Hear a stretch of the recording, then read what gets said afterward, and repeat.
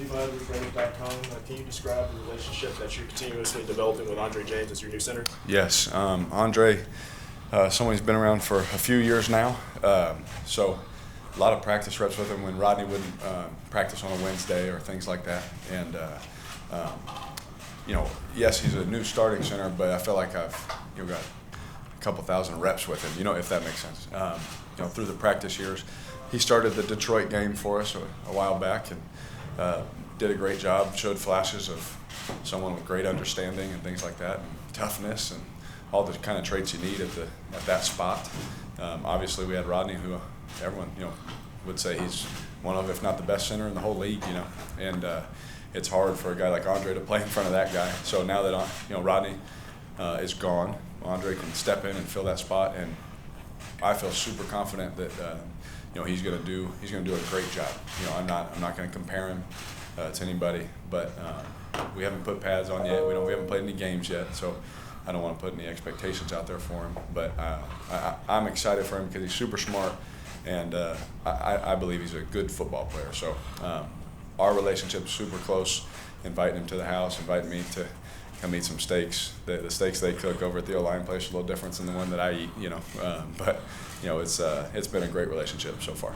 Derek, unlike last year, you had a whole offseason to kind of build a little bit of foundation. I know it's early, but based on what you've seen of the defense, a lot of focus has been on that side of the ball. Can you feel a little bit of a difference in that group? Yeah. I mean, yes, absolutely. Again, I believe Coach Gunther is a really smart football coach. Some of the things that he was asking them to do, like he knows what the offenses are doing and things like that. And sometimes a certain scheme doesn't mix with certain players. So that's just true. That's true for anyone in the league, whether you play receiver, running back, a zone scheme, a gap scheme. It depends for everybody. And I still believe that Coach Gunther is one of the best, one of the smartest coaches I've ever been around. And then Coach Gus Bradley, who I was around for the Senior Bowl and now have competed against for 7, now going on 8 years, really, is again, same, super smart. The presence that Coach Gus, carries to the field, you can feel that.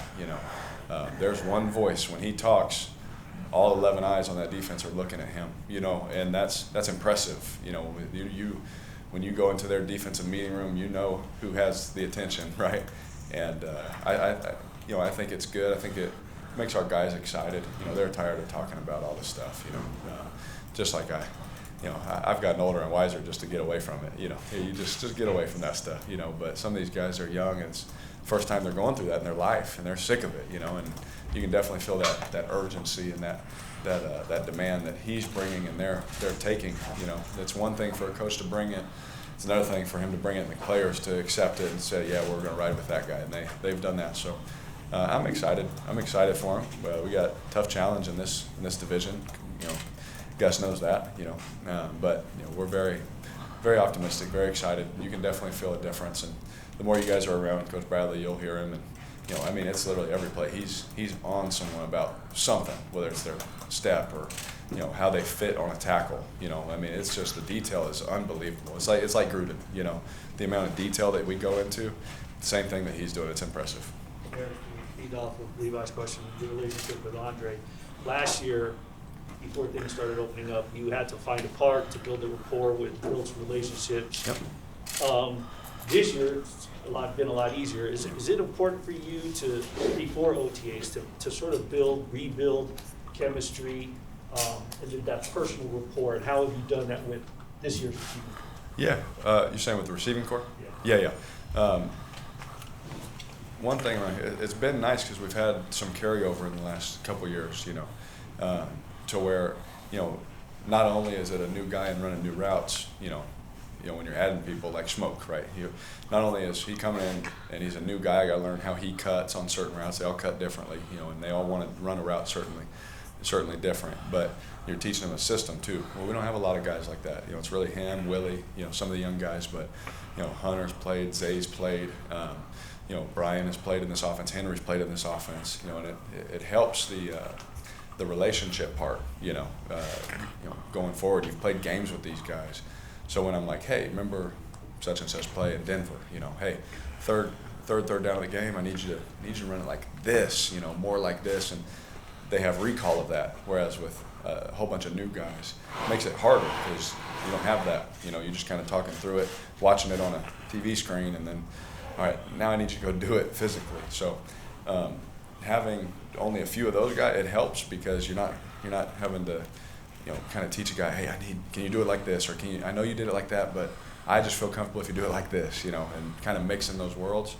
And really with these guys, we spend so much time together. I would challenge these guys in the off season, just to see what they would say. It's our off time. We don't have anything that we have to do, but they'd be like, hey, let's throw it back. Perfect. See you at 5:45, and they'd be like, deal. Like every one of them to the man was like, yeah, see you there. And that, I was just kind of just testing them. I just wanted to see if they'd be like, well, can we go at 8? Can we go? I just wanted to see what they'd say.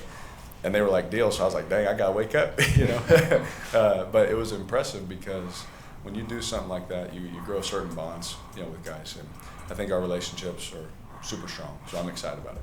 Derek, Deshaun Reed from the Athletics. Last year it seemed like you were a little bit more aggressive than in the past. Obviously that led some big plays, but it also kind of comes with turnovers naturally. Yeah. How do you balance that as a quarterback between wanting to push the ball, but also knowing you have to touch the ball at the same time? Absolutely, it's a great point. One, you got to have the personnel to do it. And that doesn't just mean receivers. That means up front too. As Coach Gruden will say, he wants completions. I don't care what they are. I want completions. And that's drill. That's when I wake up, I'm thinking his voice, completions. And so now that last year we brought Nelly and we drafted Henry. Zay can fly. We got guys that can go. Waller, obviously, we know that. And then the O-line. And there's a certain time to, I know based on our relationship now, we're going on 4 years, so I know when he calls a certain play and when he calls the certain play, what he's expecting, where he expects that ball to go versus certain coverages. So early on it was hard, but now it's easy. I can't say it's easy. There's nothing in this game that's easy, but it's easier because I know what's expected.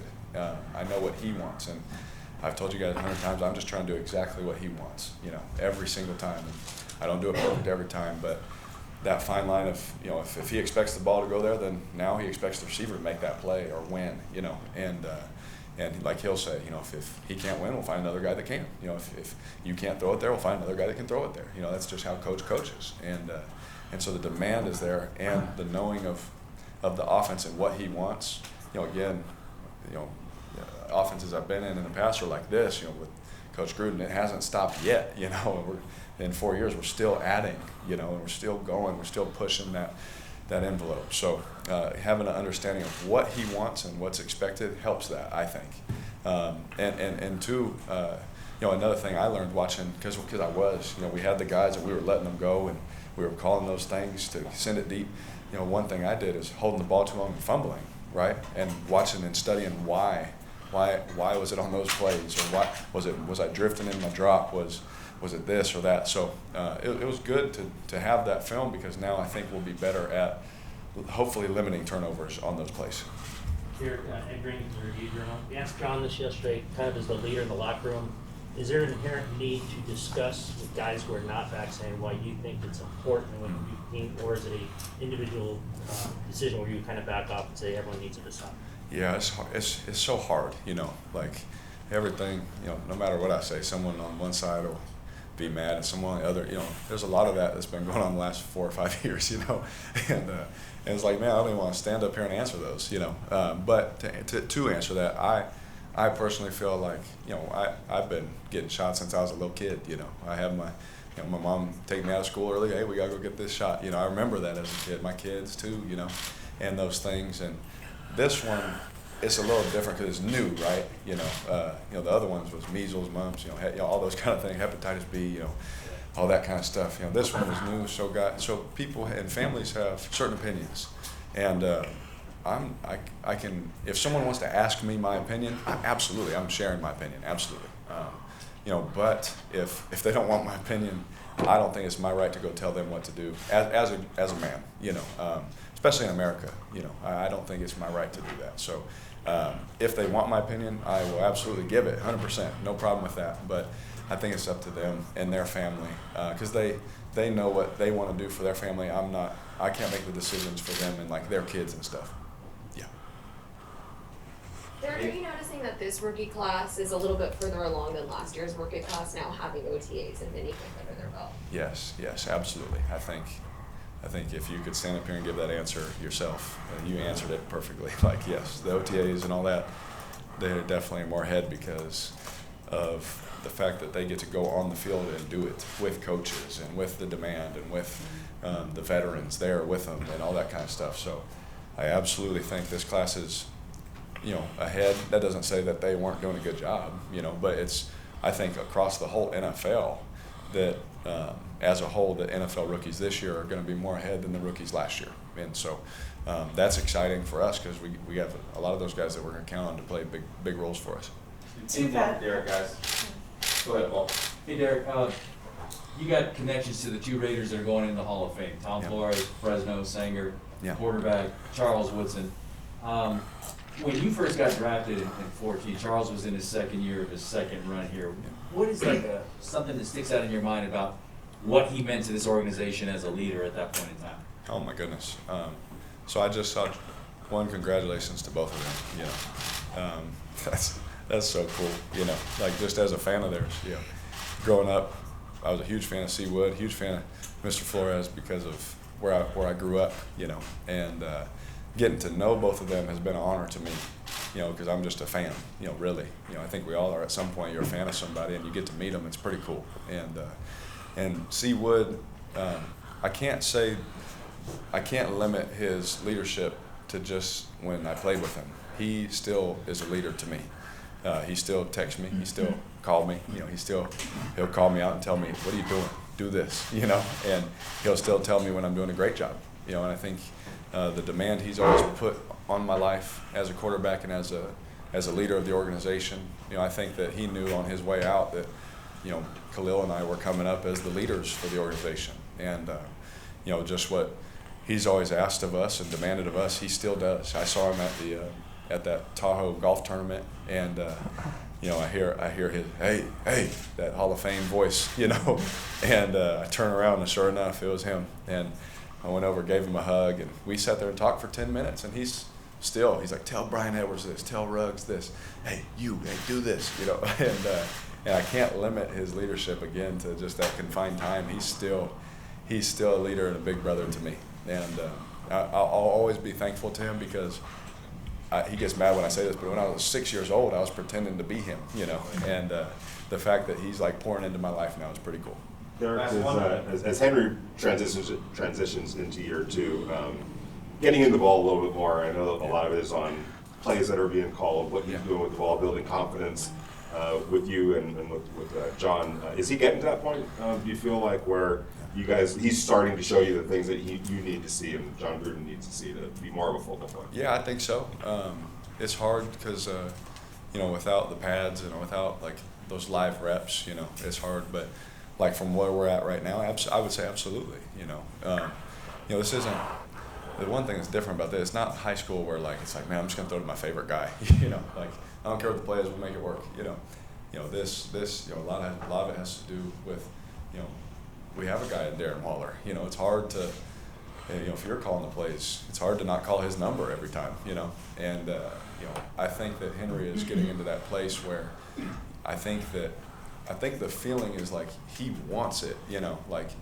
And he's gonna not ask for it. He's just gonna go show you. Hopefully I made that picture correct. And it's exciting because I think everyone that saw him, I mean, he looks bigger. He's hopefully I'll get him to roll his sleeves up a little bit, and show those guns off. But you could tell the mindset was, I'm going to go work to be better at what I think I need to be better at. And when he showed back up the violence he was running his routes with, the speed he was coming off the ball with, made you okay. It was like you could feel it. As Mr. Mayock would say, you could feel his speed, you could feel his presence, and I think the more he just gets comfortable in this offense, he's definitely comfortable around me. He's comfortable around Gressy. Then he's hugging him, joking with him, all that. And those are all good signs, for hopefully being able to give him.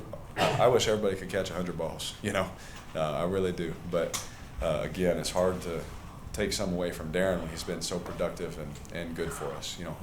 If Darren had WR next to his name in the depth chart, no one would care. You know, the fact that it's a tight end, like, well, why don't we get it to the, you know, it just is what it is. You know, if Henry can show when we put the pads on and all that, which I'm fully confident he will, then yeah, absolutely, I could see that happening.